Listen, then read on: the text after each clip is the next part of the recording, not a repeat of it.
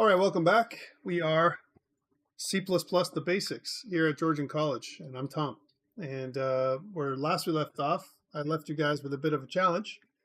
And the challenge was, let's take a look. I wrote it here in Visual Studio. Get input from the user using standard cin, assign the value from the input to the score value, then add the score value to player score, and then finally print the player score to the console with a nice message. I got some solutions, right? I can see some solutions here.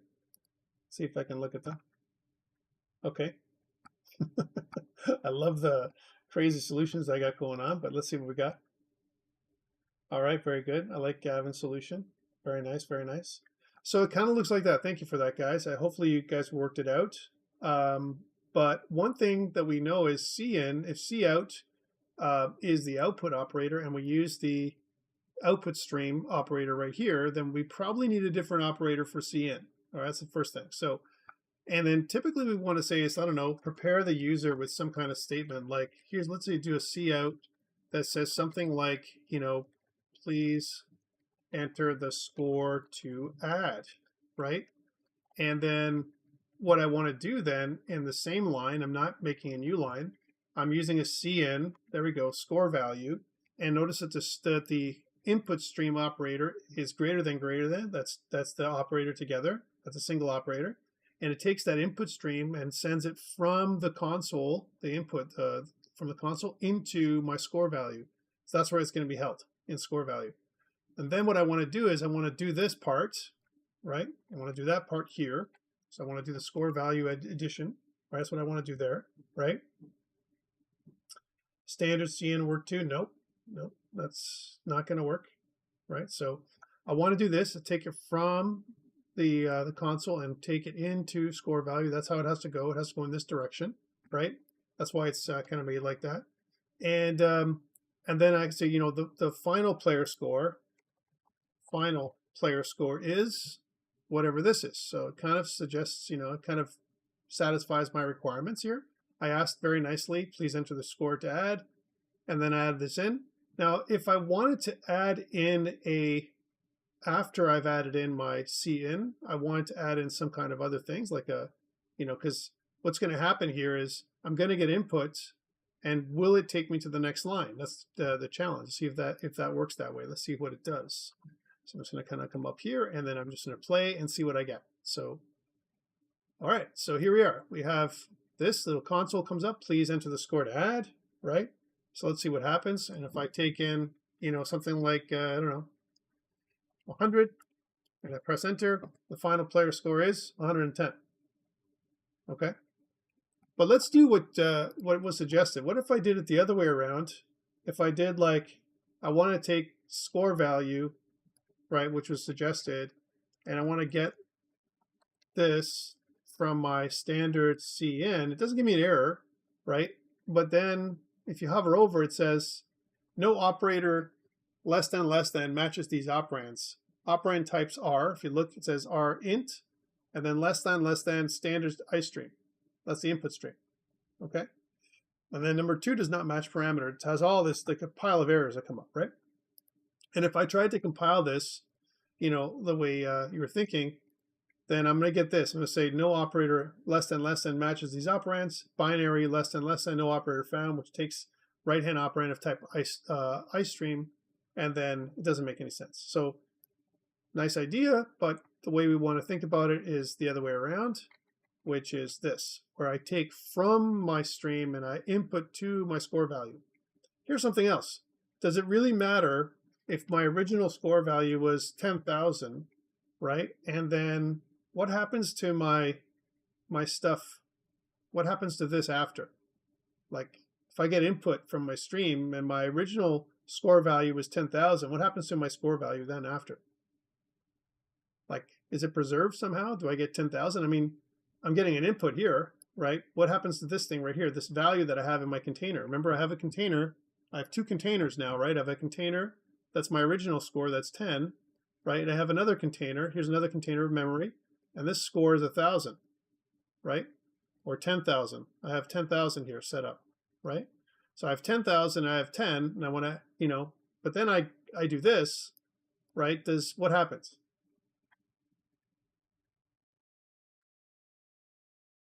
Anybody?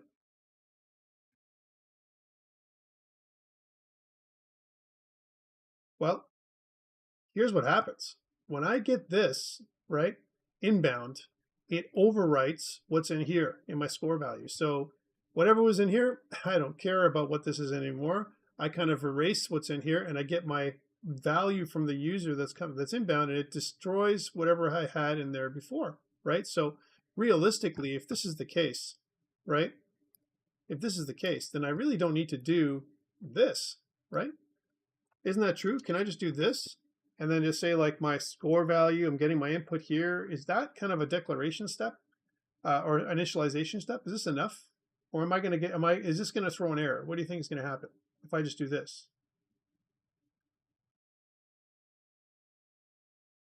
Well, let's try it, see what happens, right?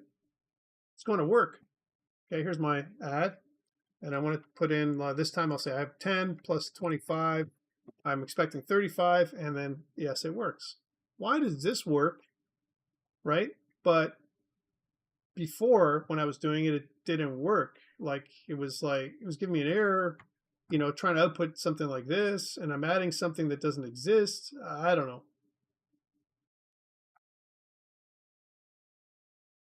Well, I'm assigning it the value before accessing it. Well, so here's the funny value. Here's the funny thing about C++. C++, if I'm trying to do this, right, it goes, okay, so what is Tom trying to do? He's trying to add something from the input stream into score value. So let's assign a value, a placeholder value of 0. That's what it does. So here I get 0.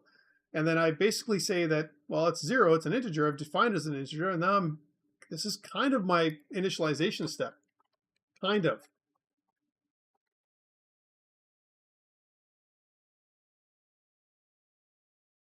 And I'm saying kind of because it's really not the initialization step. I don't recommend this, okay?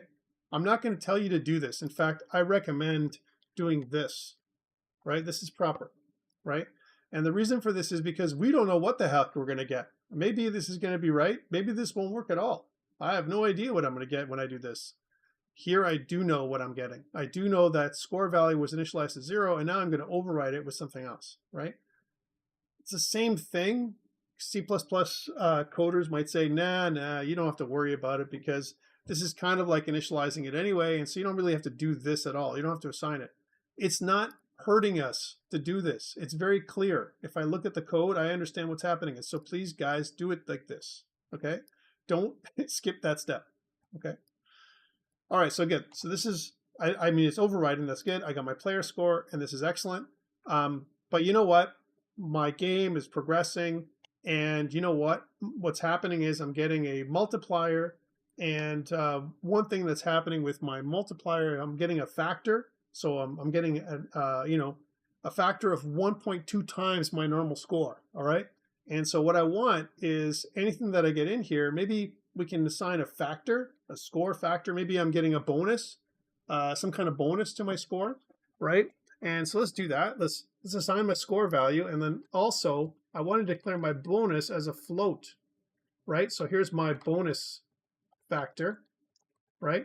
And we'll say my bonus factor is going to be whatever it's going to be. Let's just start it off at 0, right? Notice the F. This is required for a float, okay? F denotes that this thing is not a double, but actually is a float. So there's different kinds of types. We talked about integers so far in strings, string type, right?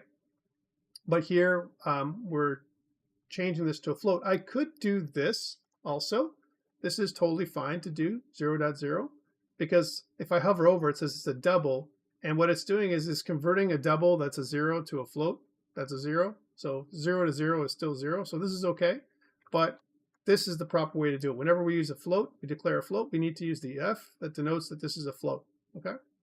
So bonus factor is what I want to do, and let's suppose I want to get input again. So I'm going to say standard cout, and I'll say please input the bonus factor, and I want to get a, kind of this thing right here, and then I want to modify this thing so I get my score value multiplied by my bonus factor, and that's what's going to give me my player score at the end. So I want to take this, multiply it by my bonus factor, and then ta-da, I'm getting a bunch of errors. and I don't know what's the problem. Can you help me? Why is this line here is an issue? So put a little comment here. This line, line of code might be an issue. What issue might it be? Really, really kind of bad comment too. But okay. What do you think, guys? Now your IDE will tell you, okay, this is the beautiful thing about Visual Studio. It's actually going to say what the problem is, but I want you guys to think about it first. So Griffin says different data types. Okay, I agree. Bed mass alert. Okay, all right. Well, what's happening here? Like, why is it giving me all these underlines? So the underline saying narrowing conversion. I understand that, right? But then it's also giving me this underline here, right? There's two underlines here and here. Here it says implicit conversion turns floating point number into integer, float to int. Okay, and it doesn't like this. It doesn't like this whole thing, right? So here's something. If I was going to convert an integer to a float, right, as an example, like let's say, for example, I said something like, I don't know, that this is worth 0, like this, right? That's integer being converted into a float. You can see that's an integer literal, right? But I've declared this variable bonus factor as a float.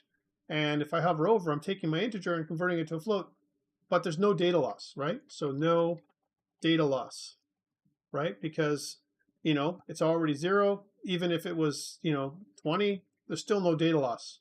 It's still going to be converted to a float, right? But if I did it the other way around, right? If I said that score value is equal to 0.5, right?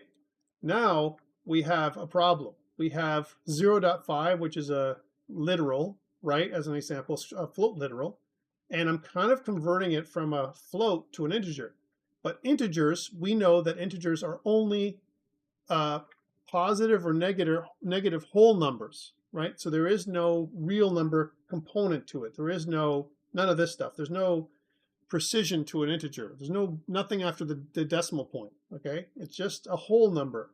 There is no, it's not a ratio of any kind. There's no, you know, it's not a decimal, right? So if I do this, what's going to happen is we're going to lose all of this precision.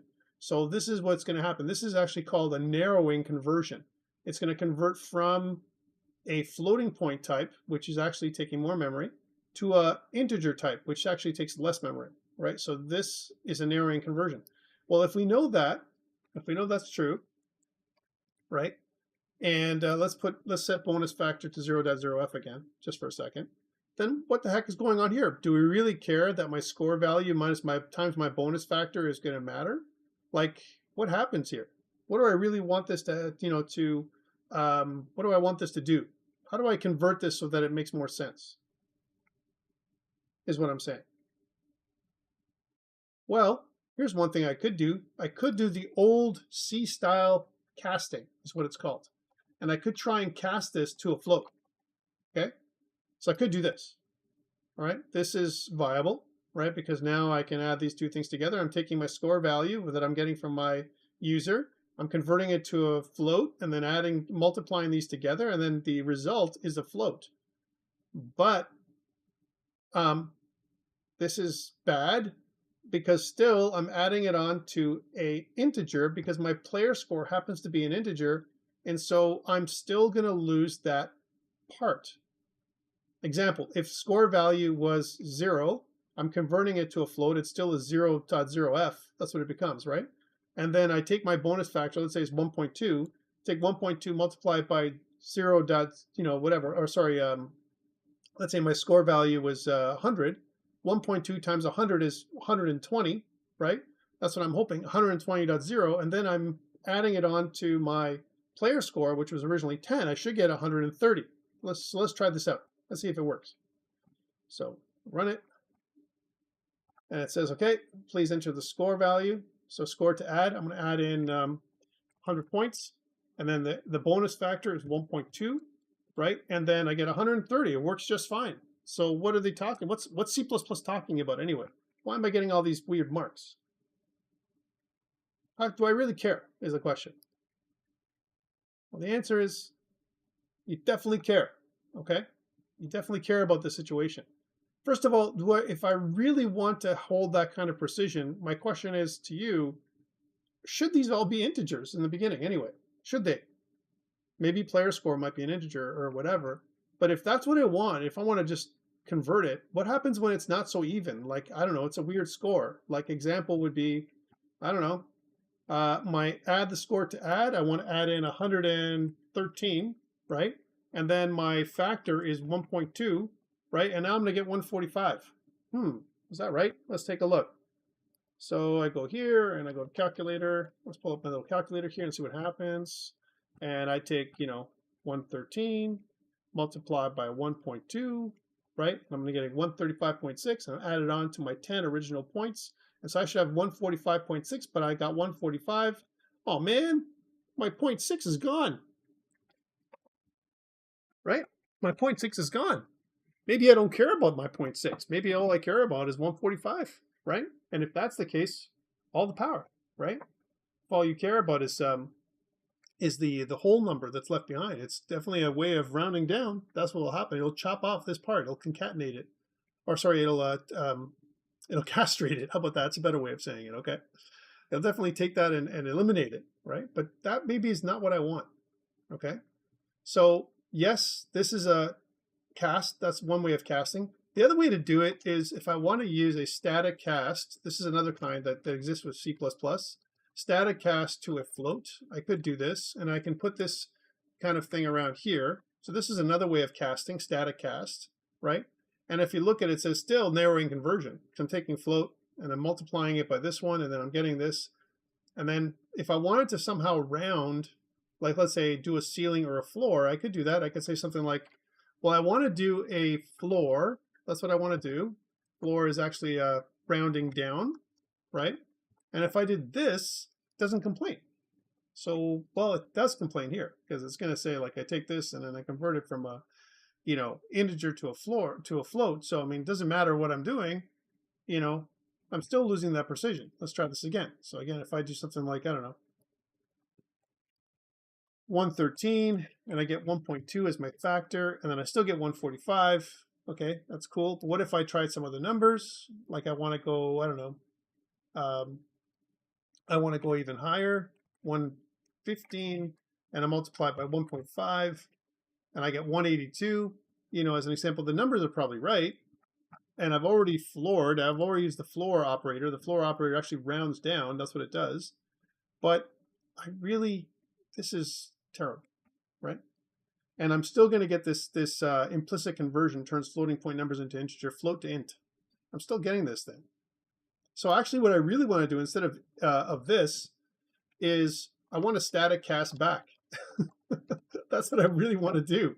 Static cast back to an integer, right? This is kind of equivalent to a floor, using the floor, because there's two. There's floor, which rounds down, and ceil, that rounds up. That's what it does, right? So static cast, it kind of multiplies these two things together and then converts it to an integer. That's what it does. Static cast is the de facto right way to do conversions, okay? The old way to do it, the C-style casting, is doing this, okay? That's the C-style cast. Notice that I get a little underline that says C-style cast is used instead of C++ cast. C++ cast is telling you to use a static cast. So this is something you need to do with C++. Okay? Well, you need to do it. You don't need to do it. You should do it because that's what it likes. Okay, so this is definitely a way of doing it. And if I did this, it converts it back down. Okay, but we have another problem. Right? C-style is bad because you don't know, there might be side effects, Griffin, with the way the C-style cast looks at your data. It's all in terms of byte manipulation, right? So should you use it?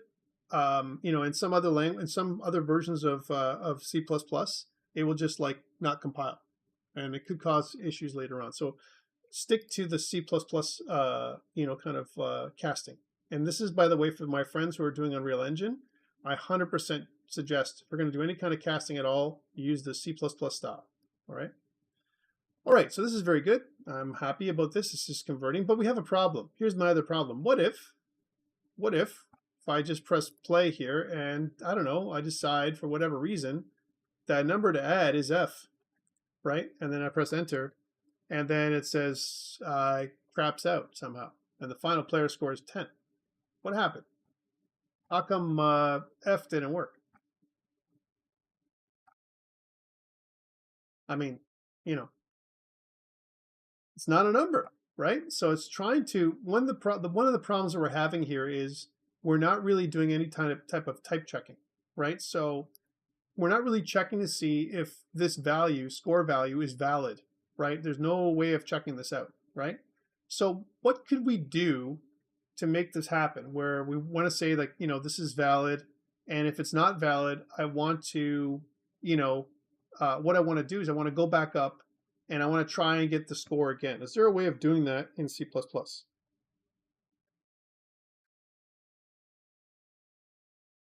Well, imagine if we have a loop. So what I want is I want to keep on asking for my score to be valid, the score to add, right? And but I want to check to see if this is valid or not. I could use if statements, but if statements would be the way to. We want to use something called a try catch. So a try catch is something called, we're using exception handling, and if I use a try, if I click on this thing, you'll see that the try catch looks like this. So if we're getting input and we need to do some validation, it kind of looks like this. Okay, let me explain the try catch. The first part of the try is the thing that you're trying to do. This is the operation you're trying to execute. And then the catch part is what happens when things go wrong. Okay, so try, you want to try and do this, and if it fails, well, do something else. Okay, so that means that what if I wrap this thing in a try catch? The way this would work is I take this part, I want to try and do this, put it here, right? And then you can see that there's a catch. And what if I take this catch stuff away? Well, I need it actually, right? And ... is, there's a meaning for this catch. It says empty catch statement hides issues. So we don't want this, that's for sure. But we want to kind of give the user, you know, a thing that says something like, you know, standard input, invalid input, please enter a valid number. That's kind of a right thing to do. Kind of want that, right? But then I want to go back, if this fails, I want to go back and repeat myself over and over again, right? So here's a thing that you can do. We know that there's a couple of looping structures that we can use, and I'm going to go to looping right now, which is where we are. And I want to talk about them because we talked about declaring and integers, a little bit of floats and stuff like this too, and variable names. And then there's different types. We've been handling some of them. Again, I'll pass the you know, kind of this out later on. But what I want to do is I want to go skip to I even skipped decision making. I'll come back to that in a second. But I want to skip to looping for a second. So there's a couple of loops we can use. There's one that's a while loop. While the condition is true, then loop. This is one thing we can do. All right. While the condition is true, then loop. The other one is do this while this condition is true. Okay, do this while this condition is true. And the other one is, let's do a for loop. We initialize our index variable, and we'll keep on looping until this condition is false. That's what we'll do. And then we'll keep on updating the initialization, our initializer, until we keep going. Okay, we'll keep going that way. We can also use break and continue. So I want to use one of these loops. That's what I want to use, either a while loop, a do while loop, or a for loop. And I don't think, just to give you a hint, it's probably not the for loop I want to use, right? I don't want to use a for loop here. So which one should I use here, a while loop or a do while loop? And what the heck is the difference between a while loop and a do while loop? So a while loop looks like this. While my score value, right, is, you know, you have a thing I'm checking, my condition, where I can use my operators. So I can say something like score value, right, is greater than, or we'll say less than 0. There we are. While my score value is less than 0, then do something, right? Loop, right? Until my score value is not less than 0, you know, and keep doing this. So this might be something we want to try and do, right? But here's the question. If I'm getting input from my CN and it's not valid, right? If it's not valid, it's going to trigger this catch statement, right? That's what it's going to do immediately. So this value, if I say my score value is less than 0, I mean, let's try this out. Right? If I wrap my try catch, let's take my try catch, and I wrap it inside of my while loop like this, right? Will this work? Will this do what I want it to do? Right? So here's my while loop, and I want to do a try catch, and you can see the dot, dot, dot, dot there, and I'll explain the try catch in a second, but I want you to think about this structure for a second, right? Is this enough? Well, let's run it and see what happens. Okay, so we got, please enter the bonus factor. What? What the heck? What did it do? It just totally like did not do this at all. And it says, well, my score value is less than 0. Well, my score value is not less than 0. It's equal to 0. So that's why I skipped this entire thing. In fact, a while loop like this is like saying things like, if my score value is less than 0, it's implicitly saying this, if my score value is less than 0. That's like doing this. Okay, I'm going to put the comments on the side here, all right? If my score value is less than 0, that's what it's really doing. Then loop, right? That's what it's doing. Okay, but my score value is not less than 0. My score value is equal to 0, so then it's going to just skip this whole thing. So that's the first problem. Okay, next. So if that's wrong, this condition is wrong. I'm doing decisions here, all right, making decisions. So what do I want to check for? If my score value is not 0, how about that? But then what if my score value is 0? I mean, I just want a valid score value, my friends. So maybe what I'm testing here is not right. So a while loop has two parts. The loop part, right, which is, well, actually there's three parts. There's the sentinel variable. Okay, that's the first part of a while loop. I'm going to just scroll this down to talk about it. So 3 parts to a while loop, right? 3 parts to a while loop, okay? Part 1 is the sentinel variable. The sentinel variable is the thing that you're testing. Okay, that's what you're testing. 2, the condition, right? So that's what you're looking at. That's the thing that tests the sentinel variable.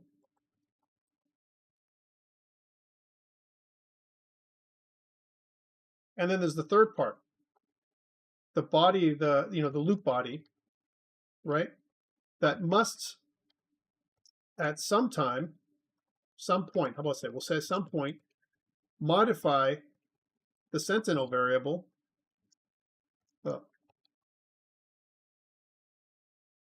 so that the loop condition fails the test. All right? So those are the 3 parts. So sentinel variable, condition, right, that you're checking, and the loop condition, and then the loop body. And then you must have somewhere in the loop body a way of changing it so that this isn't going to go forever. Otherwise, if you don't do this, if you don't do this part, at some point modify the sentinel variable, this loop is going to become an endless loop. Okay, those are the 3 parts of the loop. So we know that we want to test something, but score value may not be the right thing to enter. So we maybe create a Boolean. Let's try that. Say bool, and we'll say has, call this a has proper score value. We'll call it valid. Has valid score value. How about that? And we'll set it to false at the beginning. All right. So while this is false, has valid score value, right? Well, if I say while has valid score value, it's false. Should I name this different? Like, I'm confused. I want to try and make a Boolean, and Boolean really just is true or false, right? And what I want to do, my friends, is for the most part, I want to make a name for my Boolean that makes sense, like is valid, or is not valid, right? So score is valid. I could do that. I could say something like score value while, here's what I want to do here, while my score value is not valid, right? Score value is not valid. right? Well, score value is not valid is true, right? Starting off, but I'm trying to figure out a way of, like, I don't know, just putting it down so it makes sense. Score value is not valid. But if I made it true, okay. I could say score value is valid, and I could start as false. Score value is valid, but then I'm testing if score value is valid. That's not what I want. How do I make it so that I'm testing that it's not valid, but it says it's valid? Is there a way of doing that? Score value is valid, but I want to make it so that when I test on my while loop, I know that it's going to be not valid. Well, if you don't know what I mean this, the exclamation mark. Exclamation mark takes whatever the score value is valid, this value is, and if it's not valid, so this is like, it's testing to see if this is true or false, right? So if this value is not valid, it's not true, right? If it's not true, then continue. So it'll keep looping, right? It's funny how this is written, okay? But I'll come back to it. So while it's, and it says there's a loop is infinite, none of the condition variables, look at it's telling me, none of the condition variables are updating the loop. Well, here's something. If I come to this point and I get a proper input, I can say that the score value, my score value is valid, is true, right? Which kind of makes it so that it doesn't give me an error here. So if I'm able to get, if I can try this, that's what the try catch does. The try checks to see that this piece is valid. That's what it does. It says, oh, are you valid? If I'm valid, awesome. If it's true, then the score value is valid, is true. And if it's true, then this is going to break out of my while loop, okay? However, if it's false, if this is not valid, then it's going to go here to my catch, and it's going to tell me, hey, invalid input, please enter a valid number again. And it's going to loop back up to the top here and ask me the question again, which is please enter the score to add. Let's see if it works. Okay, so please enter the score to add. And I'm going to say something like F and press enter. And it says, please enter the, oh man, how come it failed?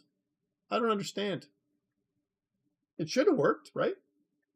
I mean, it says F, right? How come my catch didn't even come here? It just kind of like did this and then it got a value, and I don't understand. How come? My friends? Anybody? Well, so here's the thing, right? When my score value comes in from my console, how is it coming into my console? Is it coming into my console from my console as an integer, or is it coming into from my console as a string? Like, what type is my console giving me? What is this giving me here from my console input? Does anyone know? Well, let's take a look. Let's try it out. So here's my standard input, string. Okay, so if it's coming input as a string, but my score value is supposed to be an integer, huh? What? I mean, I was able to get my score value before, so what's going on here? What's going on here? How come I'm not doing this? Well, can I print this out? And like, what happens? Well, it's actually doing a narrowing conversion again. It's taking my string, it's taking me, I'm getting something in from here. It's taking whatever value I give it as a string, and then it's basically streaming it to my score value. That's what's happening. And it's converting it from a string to something that it can try and understand, which is an integer, right? Except I'm giving it a string and it can't convert F to a string. And so therefore, when I'm getting something from here, it's not actually doing the right thing. So, but why is try failing?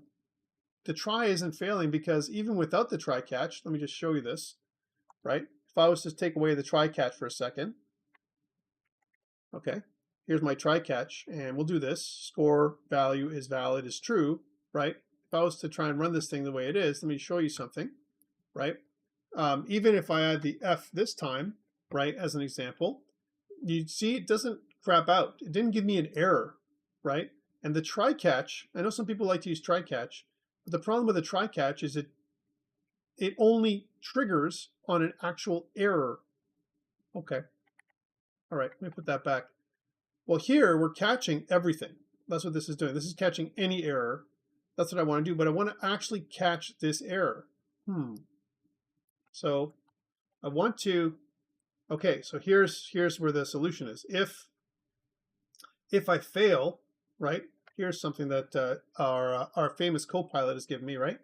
If standard input fails, fail is actually something that comes from standard input. For you to figure this out, by the way, it doesn't take much. If you actually did something like standard input and then dot, the dot accessor, because standard input is actually a method that comes from my input, right? You can see that there's a lot of different input things that you can do, a lot of stuff you can do with input, right? There's like getLine as an example. You can actually do an input and use getLine instead of a single character, because that's what cin does, right? I'll talk about that in a second.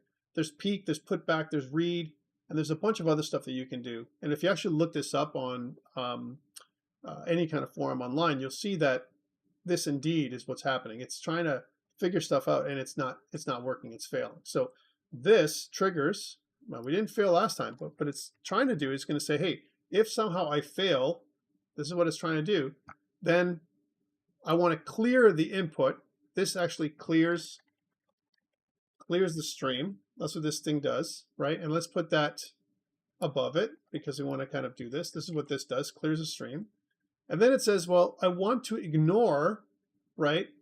I want to ignore standard numeric limits. That's what it says of stream size and max. I don't really have to do that. Let's just not do that.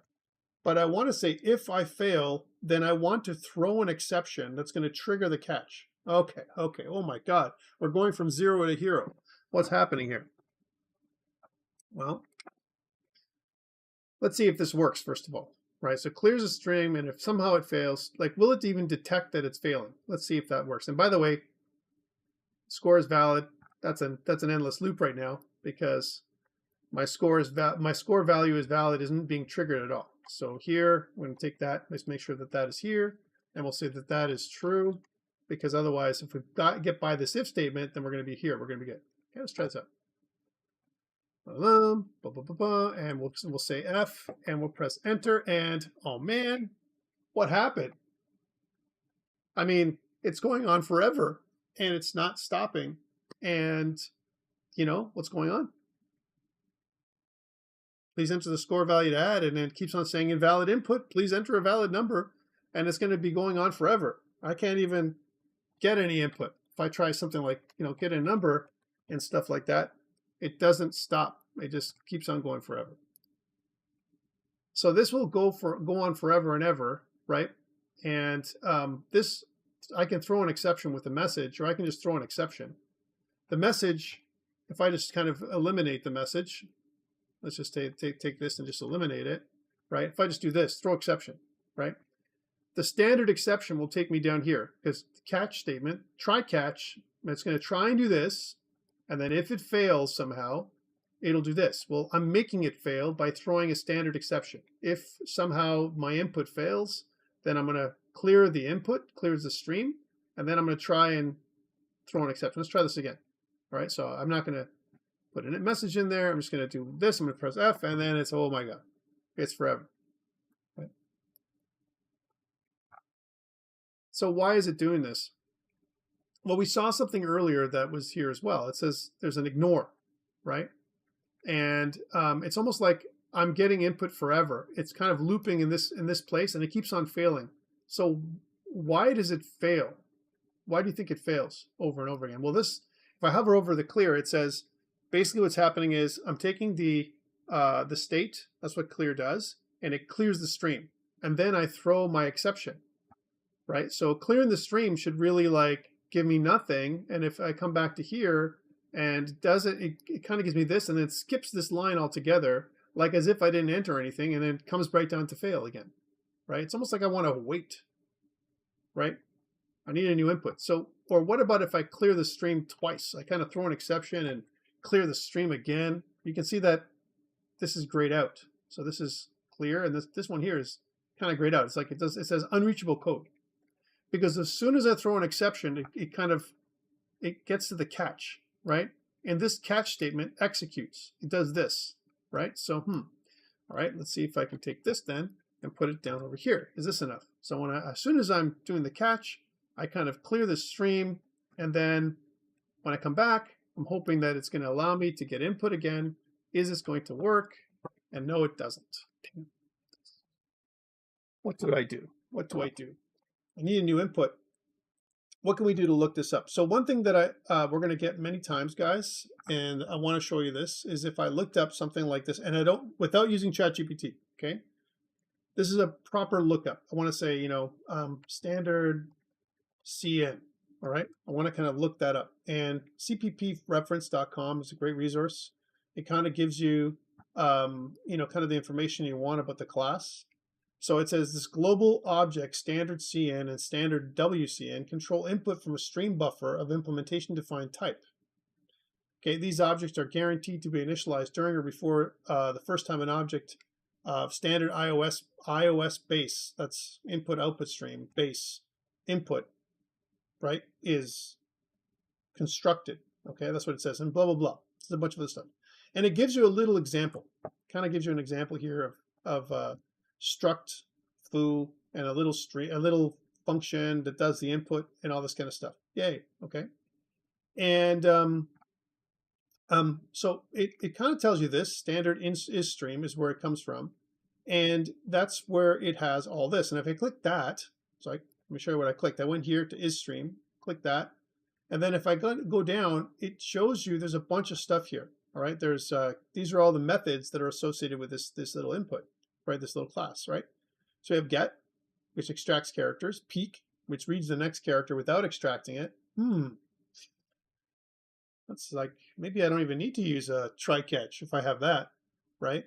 And unget, unextracts the character, weird. Put back, get line, ignore, extracts and discards characters until the given character is found. Okay, interesting. Read some, and G count. Returns the number of characters extracted by the last unformatted input operation. Okay, so which one do you think, if I was going to look at one of these things, that I could possibly use, right, that could help me out? Challenge, my friends. How do I get input, without, I want to kind of clean the input that I'm getting from the user so I get valid input. What do I do? Here's the link, by the way, to this thing. I'm gonna give it to you on the chat. There's a link. What do you think I should do?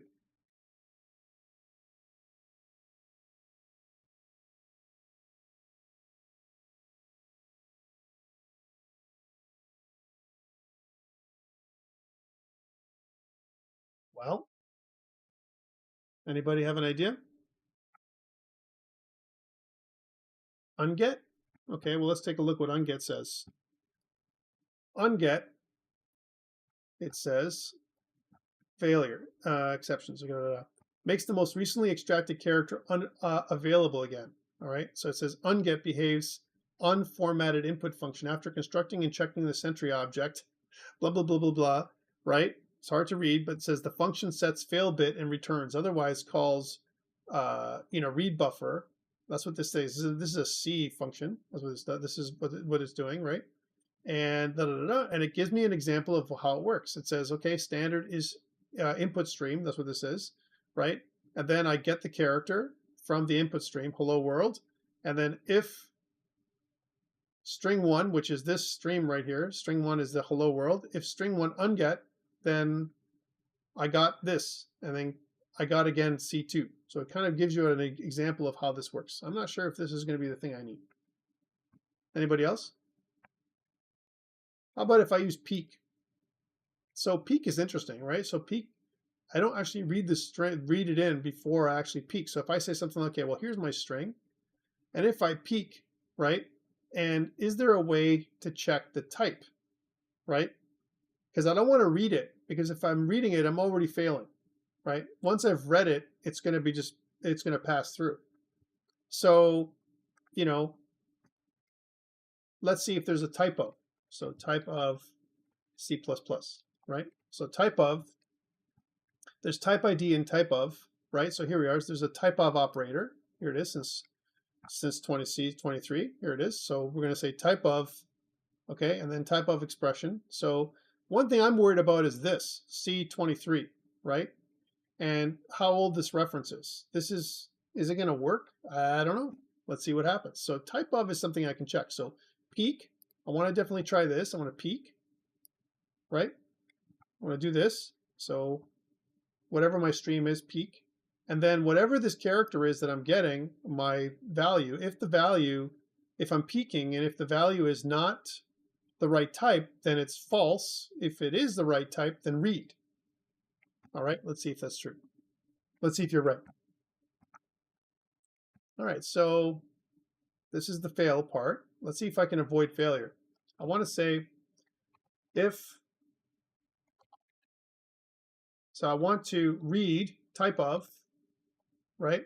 That's what I want to do. I want to use my type of operator, right? And the type of operator is going to be of type. If the type of, and notice it says type of is not there. Is it this? C type of? How do I get the type of operator? Let's go back to this. It says C. That's why I was a little worried. I was worried about this, right? Because it says type of, and it didn't really give me a solution for that, right? So it says produce the type name with a nested type of specifier. But one thing that I don't like about this thing is it says type of expression. Okay, type of expression. Type of, and my expression is of standard, so score value, let's say score value, right? Standard type of score value. So why isn't it working, right? Because I'm getting this error and it says type of is not defined, right? Why is it not defined? I looked it up online. I mean, it tells me right here that it's something that I can use in C++. How come this isn't working? I'm stymied. Okay, all right, I like that. SStream, let's see why. And well, if I go back up here and if I include, let's try this out, include SStream. There we go. And then now do I have to do this standard type of? Well, that doesn't work. So that didn't work at all. So, if my type of, well, how about this? What if I peak? That's what I really want to do. So let's start with that. So I want to start a standard peak, standard cn.peak. I'm going to peak at what I get, right? And that's going to return, peak is going to return the value that I'm going to get back from whatever. And I'm going to need to assign this to something. So I'm going to say score value, right, is equal to this. So I'm going to first try and get it. And if my score value, so I want to get the type of, and if I say if, this is what I want to do, if the score value type is not an integer, then I could throw an exception, sure, but that's what I want to do. So if the score value type is not an integer, then throw an exception, or because score value should always be an integer because that's what I'm looking for. So how do I do that? Challenge. Come on, guys. It's not SStream, right? I like your thinking, but that's not the solution. And what does peak do? Let's go back to this for a second. So I know I'm going a little bit off the reservation here, but I want to help me out here because we want to get some good stuff here. So okay, so return value. If good is equal to true, right? Returns the next character obtained by whatever we're having. Otherwise, traits are end of file. So this is what it returns. So peak, right?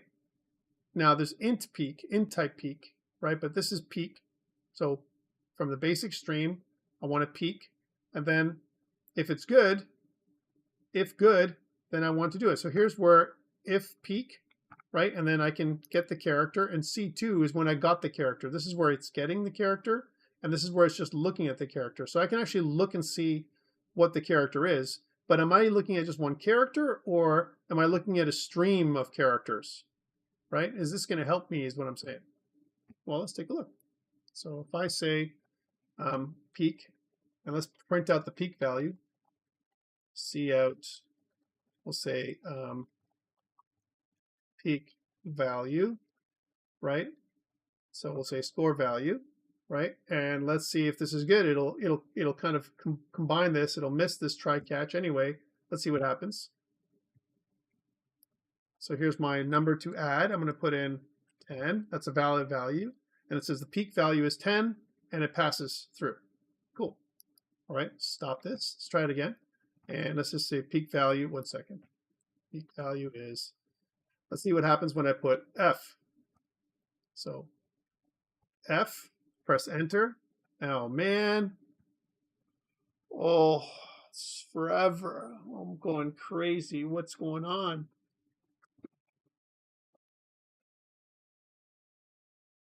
Right? It says invalid input. And before I had a chance to do anything, it keeps on doing this forever. Now I can, let's get rid of let's comment out the while for a second, okay? Just so that way we don't have to. By the way, if I put curly braces like this, curly braces by themselves, just like this, is that valid? If I just put curly braces like this is a question from my friends that have been, maybe a little bit more advanced. What do you think? Curly braces by themselves, is that okay?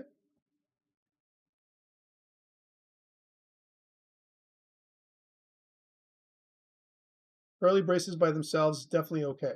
Okay, what it does is it creates a scope, right?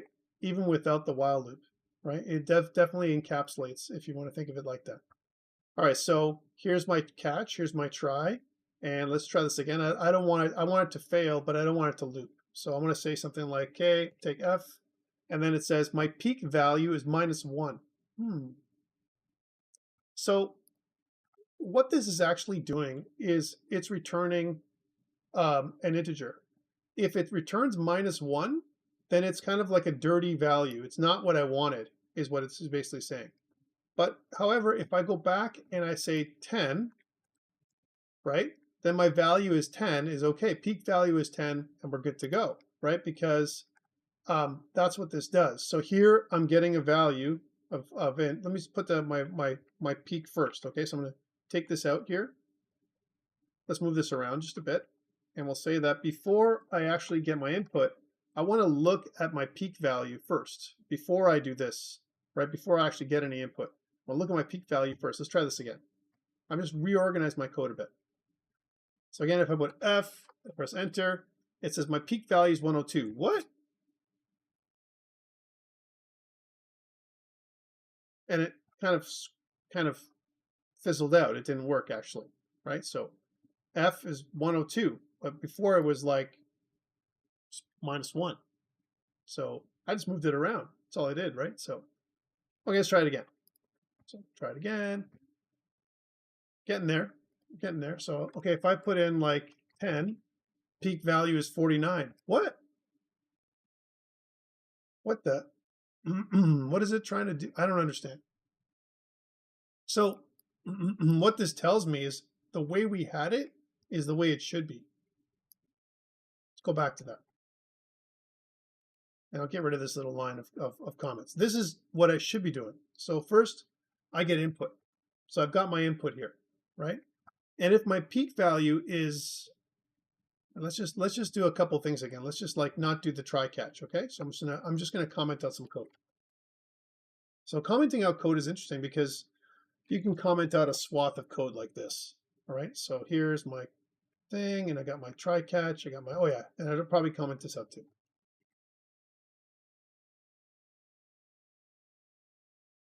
Okay. There we go, commenting out some code. And all I've got, if you look at the execution, I ignore this part, I ignore the while loop, I do this part, then I try and get some input, my score value, and then I say, well, show me what my score value is. I don't have to do it this way, but I'm using my score value to get an integer that's going to return out from here. Let's try this again. And if I put F, then I get a value of -1, and it stops. My value is 10 because it gives me nothing. Okay. So I know that -1 means bad, but if I put any other value in there, like for example, if I put in like 5, it just gives me 10. What? What the hell? 10 seems to be good.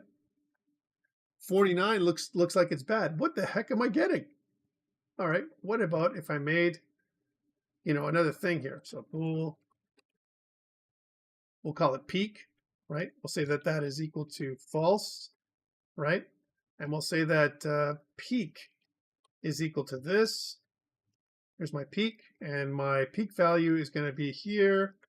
And then let's see if it gives me what I'm looking for. Okay, let's try it out and see what happens.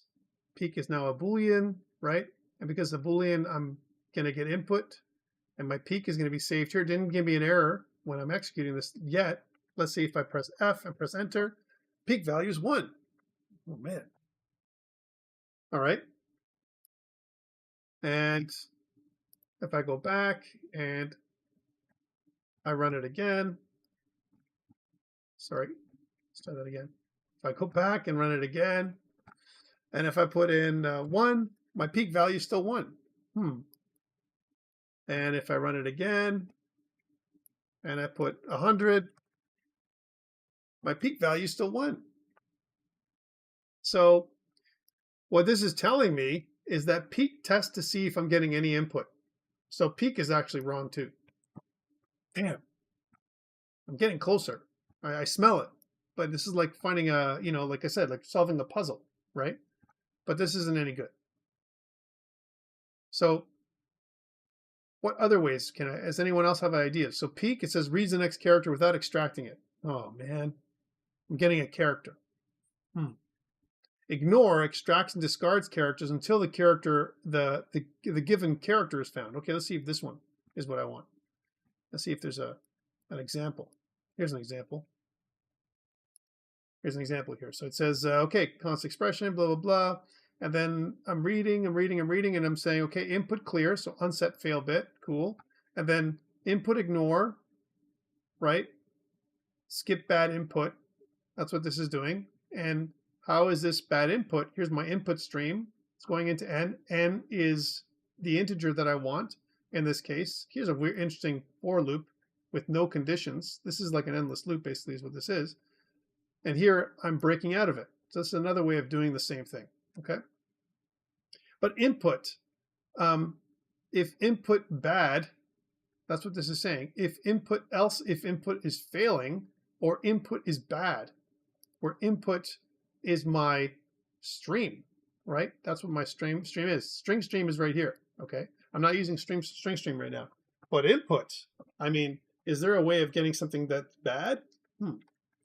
Standard, let's try this out. Standard cn.bad. Oh, it's a Boolean, and it gives me if it's bad input, unused. Okay, well, let's see if it's bad input. So let's do the peak. We'll use that thing instead of peak. We'll name it, quality, input quality, right? Or input valid. How about that? Input valid. I like that. Input valid is false. And then what I'll say is instead of peaking, right, we'll say that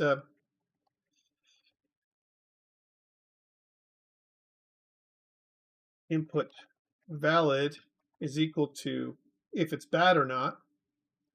And then we'll say input valid.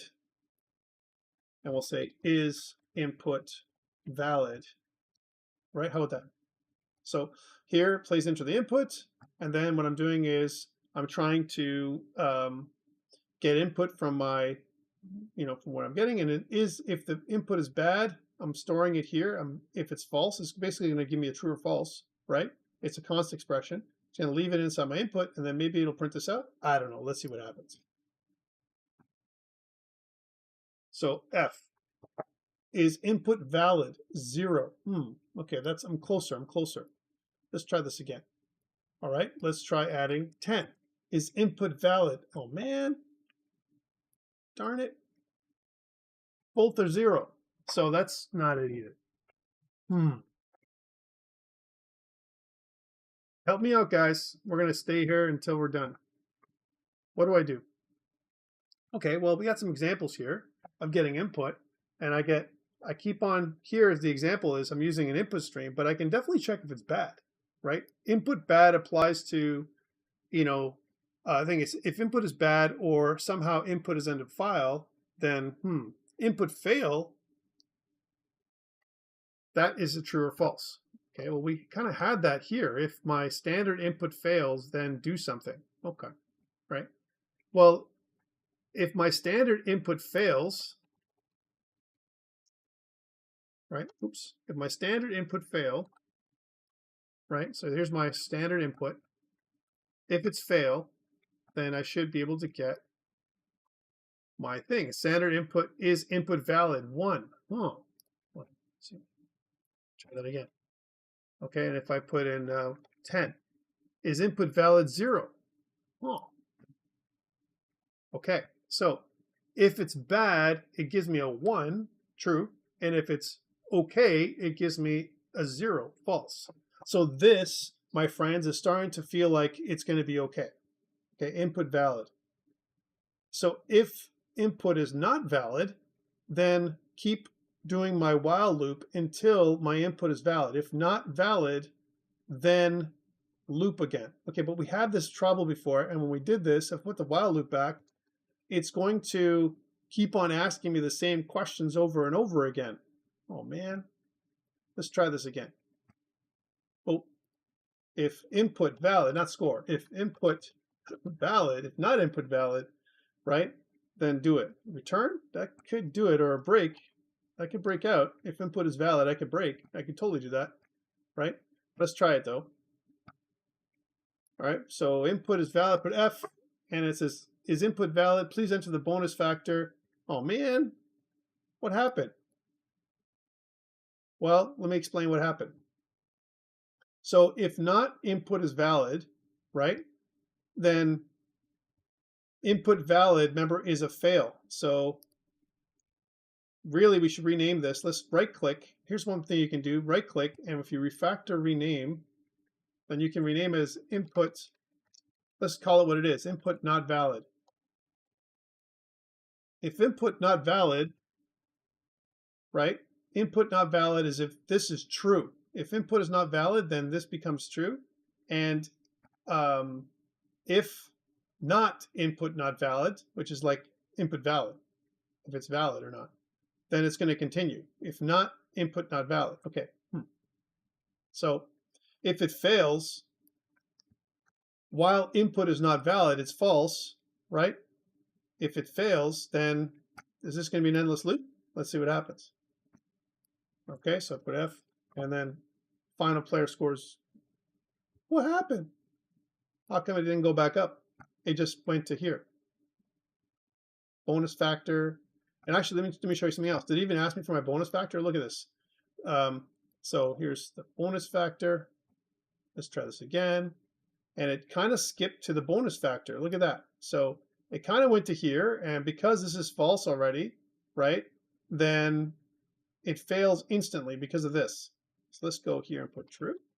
Input not valid is true. We're going to assume it's not good, right? And if this passes, right, then we're going to try and continue from there. Let's try that.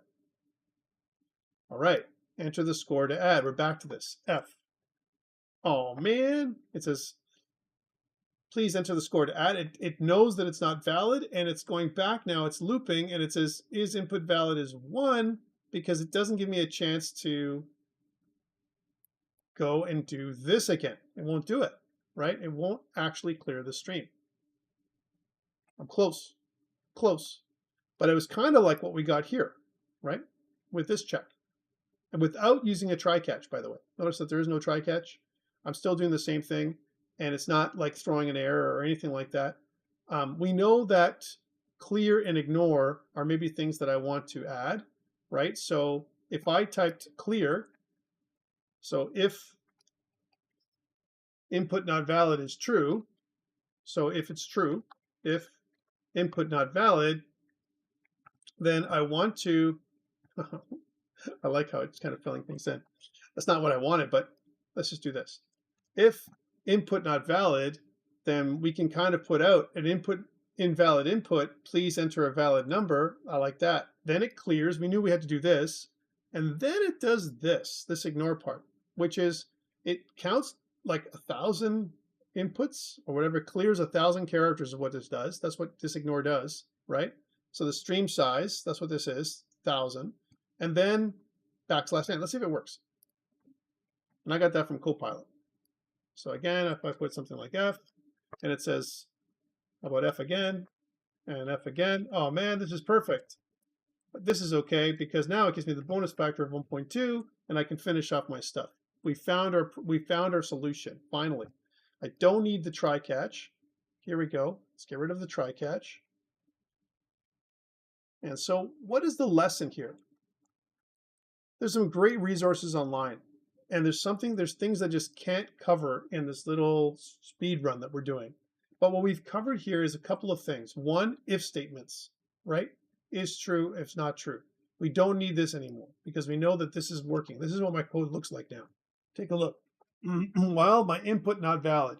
We start off with a sentinel variable we talked about as not true. It's false. So we won't pass this place right now until my input becomes valid, right?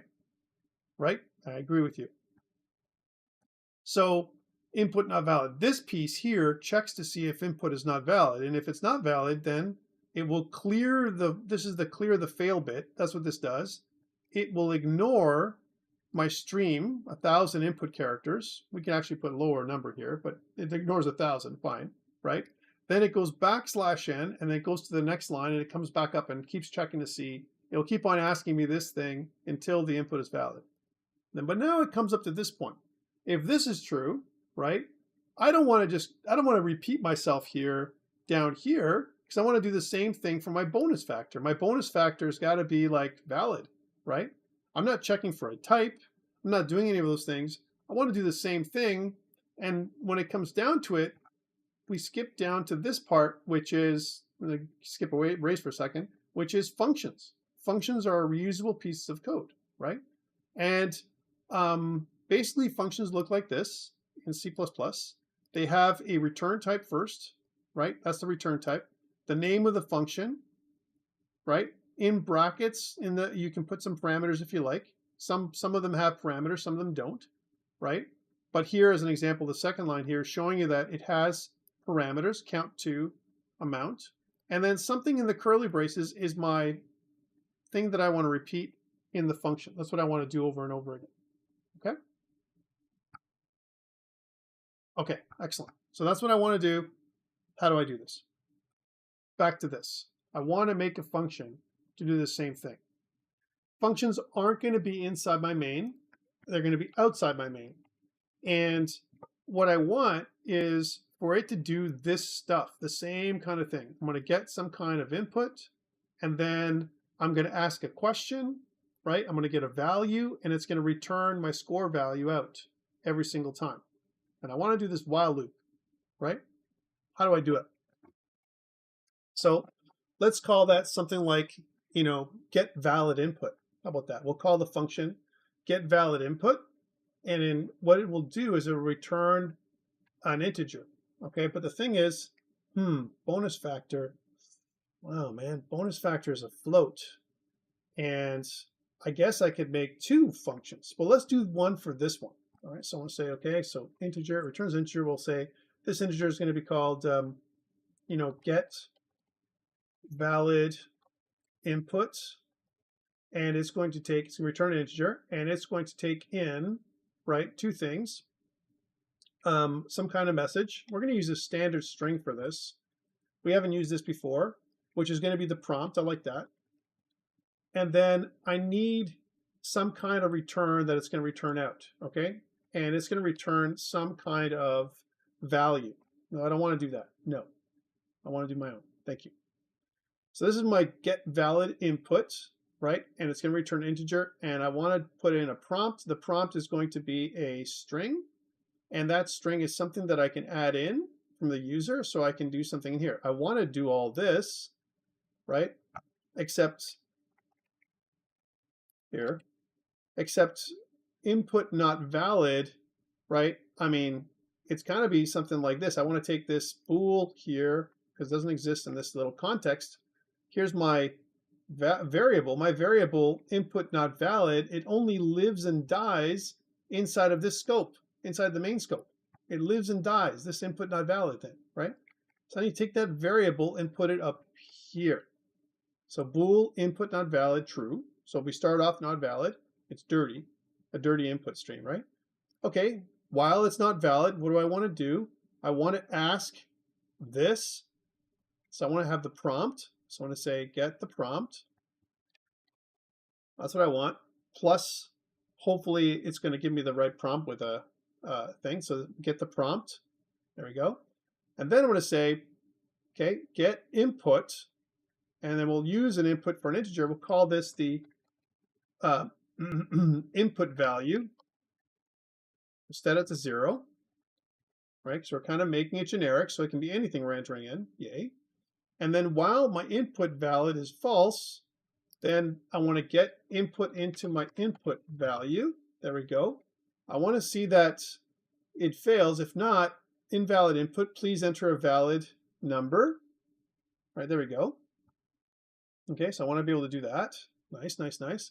I want to clear and go out, and there's my little my integer function, and it says a couple things. Get valid input can be made static. Okay, cool, cool.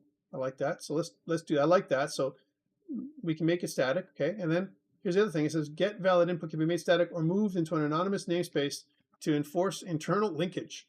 Okay, no return statement in a function, returning non-void. Okay, so then what if it's not false? Then what I want to do is when I get the input, I want to return. I want to return down here, right? So I want to do return, and I'm going to return the input's value. That's what I want to return. So this is my return statement. Yay. Okay. And we'll come back to these marks later on. And so what I want to do is I want to replace this part, all of this now, all of this actually, all of this, with this get valid input. Well, let's comment it out and try it. So try it with one case. So I'll comment this whole thing out. There we go. And then we'll say get valid input. And then the prompt is going to be please enter the score to add, right? That's my prompt. But get valid input actually returns an integer, and I'm going to save that back into score value because that's what, score value. So I'm going to say score value then, score value is equal to this. So what do you think? You think it's going to work? Let's go over it again. So I've made a little function, and my function is going to replace all of this so I can use it again. That's what I want to do. So let's see if it works. Run it. It says please enter the score to add, just like before. And if I put in a score of F, it's going to ask me to invalid, and then give it to me again. And so I'll say like 10. And then is input valid 0? And then my factor is 1.2. And then it gives me 22. Okay. So it looks right. We need to take out some stuff. So instead of is input valid, right, and printing this out, we don't need to print this out anymore. That was our test.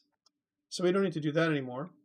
Invalid input is if something is bad. We want to print that out. Let's try this one more time as we're making functions. So again, please enter my score to add, F. And it says invalid input, please enter a valid number, right? And then I want to say 10. And then my factor is 1.2, which means I'm going to take 10, multiply by 1.2, which is 12. And I want to take that 12 value and add it into my original score, which is 10. So I should get 22. Yay! Right? So the first one, the first version is working. Yay. But now we can get rid of all this. But I want to do the same thing to my bonus factor, except my bonus factor is a float. Oh man. My bonus factor is a float. And if it's a float, I know that I can't use this function because this function is going to only return an integer. Well, here's where we can use function overloading, right? I could do this. I could say that, write this function again. Oh man, here's my function again. And this time I'll say, I want to return a float, right? But, oh, it's just not allowing me to do it because there's a prompt here and there's a prompt here. And oh man, what am I going to do? This doesn't work. So this is going to fail. I can't do it this way. I mean, even though I think I can overload a function, the overloading is the signature, this part, not the return type. So that's not going to be something I can do. I want to use it. Okay, well, what if I made it a float? Here's something. What if I made the function a float, right? So I return a float every single time, right? And the input value is also a float. Here's my float, right? And here's my bool, right? And I still get a float. Remember, we talked about conversion. So if I made this a float, then it may be able to handle both. Let's see what happens, maybe. So I want to get rid of this piece. I'm just going to comment this out because I know this is the code I want. There we go. And I want to get my valid input, you know, from what we had before. So here's my score value, and then bonus factor is this, and I'm still getting the bonus factor in there, and then finally I'm adding things up and we're good to go. Let's see if that works. So number to add, 10, bonus factor 1.2, and I get 22. Now we're good. And I did that with one function. So why did this work? Because it's okay for me to narrow my conversion from a float into an integer, back to what we had before, right? So that's why this is okay. I couldn't do it the other way around. I could have made it an integer, because if I made it an integer, then it would take my 1.2 or whatever I put in there, and it would give me something false. Let's try this again one more time. More testing, more testing. Here's another one. F, it fails. I add in 10. Good. Factor F, it fails. And then I add in 1.2. And now it passes. So now we have some good validation without try catches. And with one little function that does it right here, get valid input. Wonderful. Okay. Thoughts, my friends? How are you feeling about this one now? Are you feeling any better? First of all, do I need input not valid? I don't need this. And bonus factor, I do, or do I? I do. I need this bonus factor. I need score value. I need player score. And notice it says local variable bonus factor is reassigned and all paths being read. Good, good, good. This is not being reassigned. That's good, good. But everything else is good. Our little code is this big. So let's just get rid of this. We don't need this comment anymore. And we're starting to get a little better. And we can kind of go in here like this. There we go. What are your thoughts, my friends? How do you feel about this little function? I know we're getting tired and it's 3:40. We're almost done, I swear. All right. So learnings. We have a reusable function, a reusable block of code. We have some stuff like input value and input not valid. And these two variables are live and die inside of this function. They don't exist down in here, right? That's the scope. We also have a while loop that we use instead of a for loop. For loops don't make sense. We have a sentinel variable that we set to true, and we're waiting for it to fail. If it fails, then we'll go back up and do this again.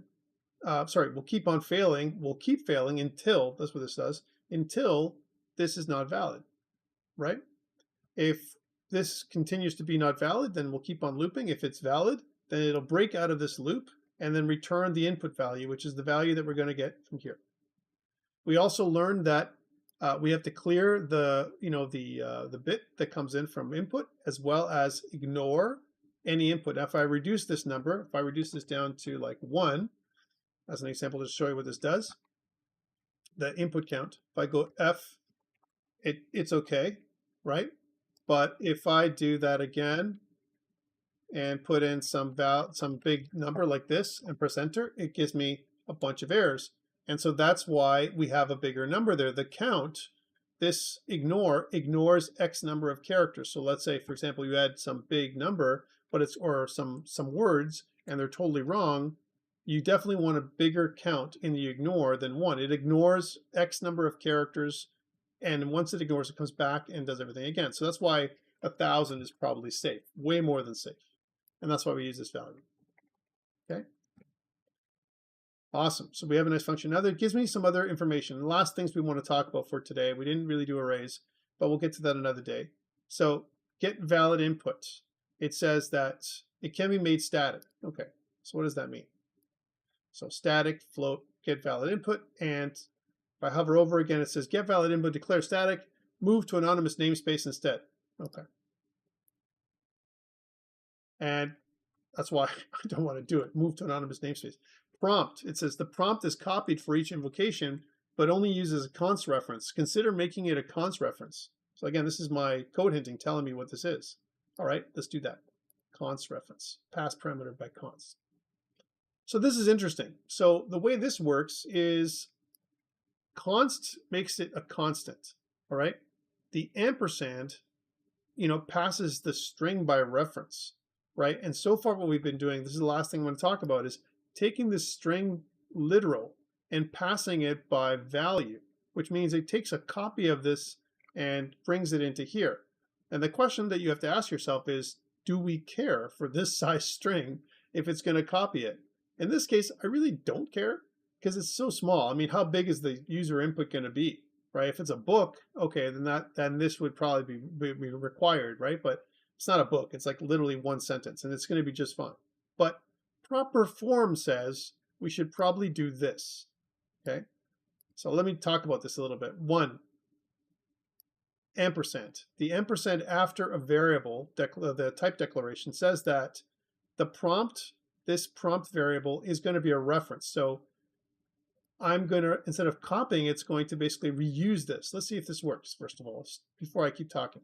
So I said, look, place into the number to add. I said 10, 1.2, and we see that the value is 22. Awesome. That's great. So it does work, and it takes away this issue. So instead of me, because this string literal is actually being held in memory, and what it's doing is playing with memory. It's kind of saying, well, I don't want to make more memory for this. Let's just take the stuff that you already have, this string literal directly, and use it here. The const piece says it can't change. You're not changing it anywhere. This prompt is always going to be the same. So you might as well make it constant, a constant. Constants are variables that can't change. The last part is this because it can be made static and it's telling me to put something somewhere else. Now there's a couple of other marks here as well. Here and here and here and here. Right? These little underlines give me hinting of what to do. So hint, it says name input value does not match the local variable. Suggest input underscore value. That's what it wants, right? I'm going to ignore this rule, and you can actually kind of create rules for yourself for this kind of stuff. See where it says rename, right? Same thing with this. So I don't care about these renames because I know what I want. And these are all the same. These are all the same. It just doesn't match my style. But this one is weird. It says narrowing conversion from float to int, do I care? And I think we're letting it happen automatically. And instead of doing that, we're going to just say, let's do a static cast. We're going to say a static cast to an integer. We're going to take the value that we're getting out of this function and we're static casting. And this, instead of it being implicit, that means the system's doing it for us, the casting from float, because remember, our function is returning a float. Here, we're just manually casting it, downcasting to an integer. That's what this is doing, right? And so this way, score value is now an integer, okay? Because score value, all we care about is it being an integer. Okay, so that takes away that issue. And so far, we're pretty good. Last points. We explicitly named these types, int, float. And in C#, as well as in C++, we have an implicit type system where we can get the type from the assignment. Whatever we're assigning, we set up the type. So these could actually become auto, right? Let's change these all to auto for a second. And how can this work? So if I press play, again, And if I press, 10.2, still get the same value. How does this work? Tom, didn't you say that this was supposed to be a type? Well, what auto does is it tries to infer the type from the assignment. So if I'm assigning 10, then auto basically says it's an int. And if I hover over auto, it tells you that. Int, float, or whatever it's going to be. Okay? I can probably do the same thing here. Auto. Right? Auto. Right? I can do that too. And again, if I run it, it's going to run, or should run, the exact same way. Right? So 10, 2. Now that was weird. Look what happened there. I got 10 times 1.2, and then I got 20. Something went wrong. My input value, it says narrowing conversion from int to float. Well, that was weird. My input value was 0, so it made this an integer, and then it returned an integer instead of a float. So if I want to make this, I want to use type, implicit typing, then I got to make this 0.0f. So it's kind of neat the way it works. If I could go back and stuff, let's try this again. So if I said 10, 1.2, now I get 22 again. So all these little bugs that can occur by doing different, using different parts of the language. Okay. Bonus marks. Bonus marks. Last thing. I keep on saying this last thing. Bonus marks. Okay. I want to make it so that my type, it really depends on, I'm going to return whatever type I want.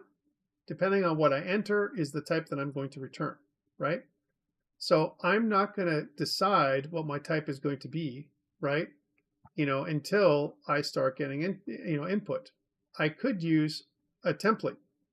And now the challenge here is that I don't know what type it's going to be, right?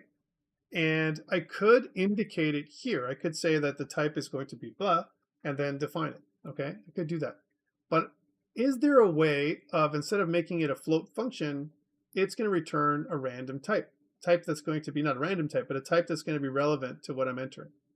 So whatever I enter, remember, whatever I assign is when this thing is going to be valid, right? And input value is only going to be assigned when I'm entering it right here. Remember, here's my auto. Can I skip this step, or is it going to throw an error? And you can see that it throws an error because auto doesn't know how to resolve this thing. So if I assign 0.0 as an example, then it's not going to know what to do until I give it something. There's something called templates that you can use.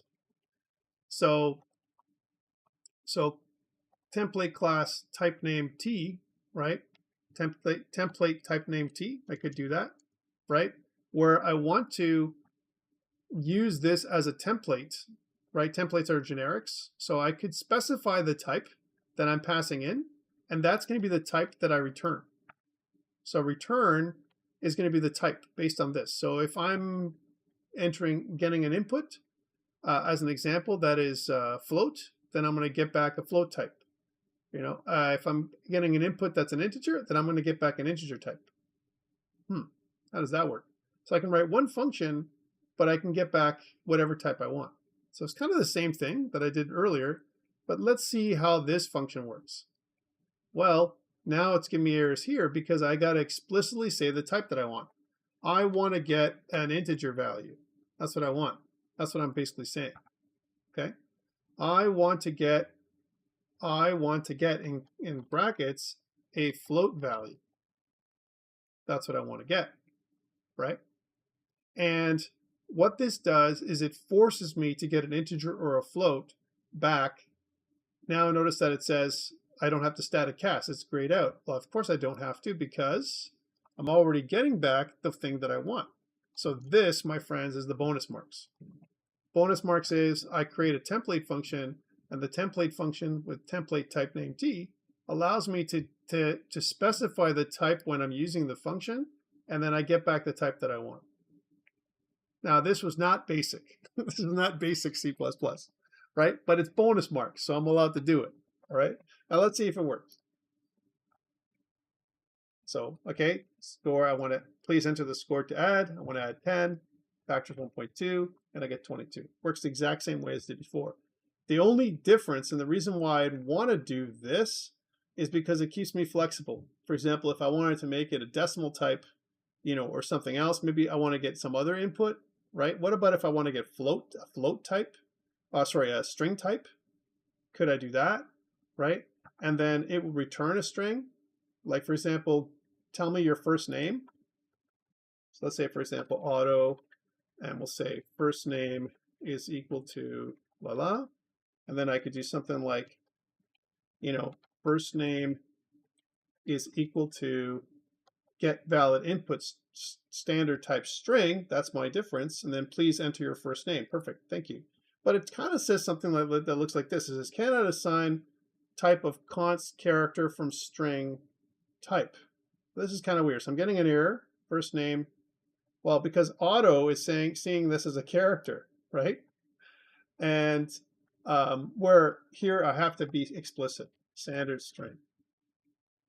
So I could do this. So standard string, let's just do it. There we go. Standard string, I initialize it here. What does it tell me to do? It's probably saying you don't have to do that, right? No, I'm not doing that part. So standard string is this, and now let's see what happens. So if I say something like, okay, please enter your first name. What's the error? It says return cannot be converted from float to basic. Okay. All right, so here's the problem. So even though I'm passing in type name T, it's going to try and return out the input value, which is always going to be a float type, no matter what I do, right? So this is kind of interesting. How do I do this? How do I return back, right, the value that I have based on the input type? Well, this is where we have to be creative. So the auto input type, maybe instead of input type T, is what we have to put in here. So now it's not going to be this, right? It's going to kind of look like this, I think. Let's try this out. Make sure that it kind of works the same way that it did before. First name, Tom. Score to add, 10. Score bonus factor, 1.2. And I got 22. Last thing to check to see if it works is, let's print out my name, right? The final player score for, and then we'll say, first name is this. Okay, so I was going to hide this one right now so we don't have to see it. So it says the final player score for Tom is, and then whatever the final player score is. Let's see if I can do that. So press play. Let's do this thing. And we'll say my first name is Tom, and my score to add is 10, and factor of 1.2. And it says the final player score for Tom is 22. Perfect. So now, not only can I use my function for an integer or a float, but I can also use it for a string. Questions around this? Again, this is the advanced version.